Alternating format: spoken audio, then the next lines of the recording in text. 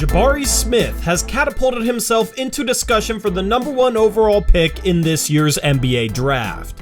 A 6'10" freshman for the University of Auburn, Smith was one of college basketball's premier shooters this past season, displaying a combination of shot-making ability and length rarely seen in a college freshman. As one of the youngest draftees in this year's class, it'll be hard for GMs to pass up on Smith, and he is currently a lock to go top 4. Smith's three-point shooting ability is uncanny. A guy who can knock down threes off the dribble, off of step backs, and contested. He was as dynamic of a three-point shooter you'll find in college basketball last season at any height. But at 6'10", this shot-making ability from behind the arc separates himself as a prospect. Beyond that, Jabari Smith's other main selling point is his perimeter defense ability. He has the potential to be a lockdown on-ball defender, and he could be a premier 3-and-D threat at the next level. Getting those two traits in a player who's a reported 6'10" with a 7'1" wingspan is hard to find in the league. His overall length helps him get off shots that most players wouldn't be able to, not only from three-point range, but also from the mid-range, where he is very comfortable shooting off of turnarounds, fadeaways, and step-backs. These combinations of traits gives Jabari Smith one of the highest upsides in this year's class. But this doesn't come without some concerns. The first concern is Smith's ball handling ability. In order to unlock his true upside, this is an area where he needs to improve a lot in.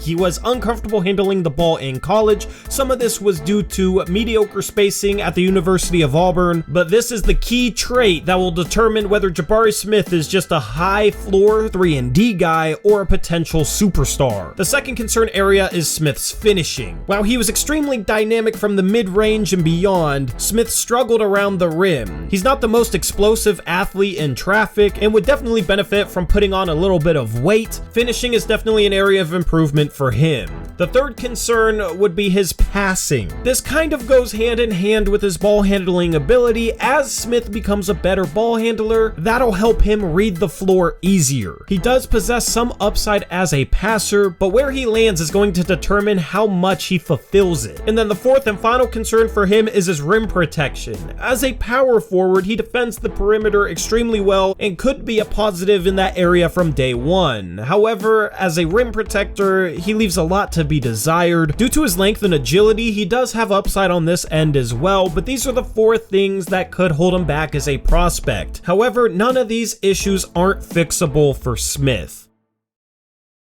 In the second part of these draft profiles, I'm going to give my opinion on 3 things. That's going to be their NBA role and how I think their game translates to the NBA level. It's going to be my opinion on what I think their floor and their ceiling is. And I'm going to give what I think are some good team fits in their draft range. Since this is the first draft profile, let me give a shout out to Krish for helping me with the graphics. Hopefully you enjoy them. And without further ado, let's jump back into this video talking about Jabari Smith. Jabari Smith's role on the NBA level is clear-cut. He's going to be a guy who's going to be able to knock down threes and defend on the perimeter, and every team in the league could use a guy like that. There's some questions about some guys in the top 10 of the draft and how they would fit playing next to better players. Jabari Smith is not one of those guys. Jabari Smith might even have an easier time at the NBA level. At the University of Auburn, he dealt with some suspect guard play, which was their downfall in the NCAA tournament,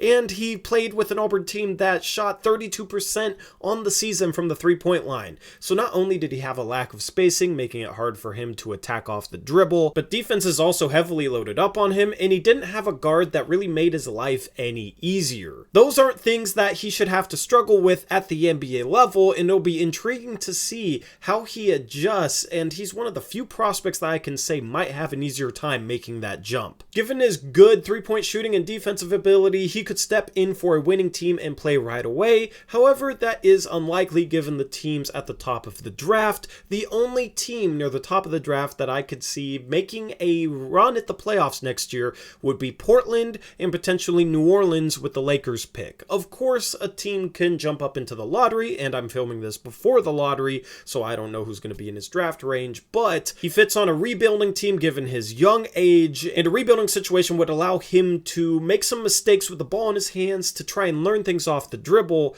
or he could go to a winning team where he could play a role off the ball right away, and there'd still be no pressure and no rush in terms of him developing his off the dribble game, and he'd have time to do so. Jabari Smith arguably has the highest floor in this draft because he's going to be a 3-and-D guy, and that fits on every team, and then the off the dribble game could come to him, and if it does, then he ends up being a star. But either way, he's going to be able to play off better players, and it's not going to be a situation where you're struggling to fit his skill set into a team concept at the NBA level. Now, in terms of his off the dribble game, given how much it struggled in college, I don't see him having success early on in his NBA career. He has to work on his ball handling, but that is a teachable skill, and I think that is something that he'll get better at, but he's not super good moving with the ball off the dribble yet. There was numerous times where it would seem like maybe he had a step on his defender on the perimeter in college, and then he would elect to turn his back to his defender and then turn back around and shoot a fadeaway mid-range jump shot.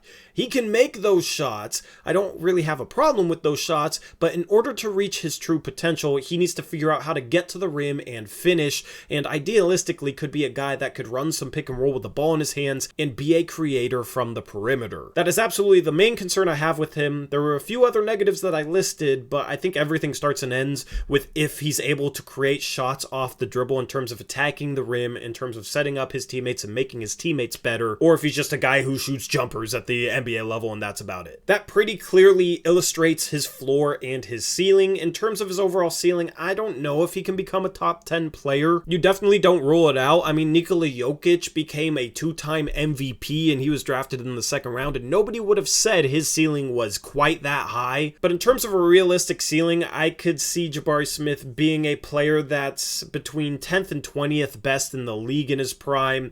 He just has so far to go off the dribble that I don't know if he's ever going to be a top 10 player, because pretty much every top 10 player is a guy that can control the offense with the ball in their hands at a very elite level. I think Jabari Smith will get close to that at some point, but given his starting point, even though he's only going to be barely 19 years old on draft night, he has a lot of ground to make up in that department, and it's really hard to predict how much ground he makes up. There will be some improvement. His ceiling just depends on how much improvement there is.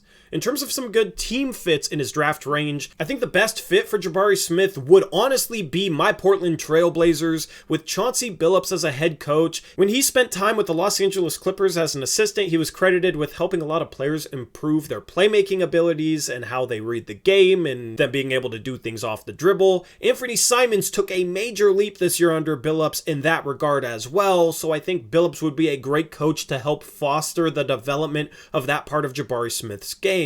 And then playing off a Damian Lillard and an Anthony Simons in the backcourt, he would get a lot of quality three-point looks, and spacing wouldn't be an issue. It'd also be intriguing to see Smith in Detroit playing next to Cade Cunningham, who I expect a sophomore jump out of. That would be a rebuilding team where he could make a lot of mistakes off the dribble and learn in that regard, and then he has another guy to kind of set the table for him there in Detroit. Now, Detroit is only a good fit if they trade Jeremy Grant, in my opinion, and then give Jeremy Grant's role to Jabari Smith. OKC would also be another good situation for Smith with table setters in SGA and Josh Giddey, but honestly, there's no bad fits for Jabari Smith, as I said, and I think he could thrive in any situation on any team. I also hope that Smith gets tasked with guarding some of the best players in the league next year. I think he can be a positive defender off the bat, and whatever situation Smith lands in, I want that team to give him the challenge of locking down some of the best players in the world. That will only help his growth on the defensive end. With that being said, that wraps up this draft profile. Let me know if there's anything that I should add to these, as this is my first one. I'm still considering maybe adding something here or there, so if you have any thoughts on that, let me know down in the comment section below, and definitely let me know what your thoughts are on Jabari Smith. We will have more draft profiles coming up in the coming days, and I dropped a mock draft yesterday, so definitely check those out and hit that subscribe button so you don't miss any draft content. With that being said, I'm out of here. I'll catch you in the next one. Until then, as always, peace out. Go Blazers.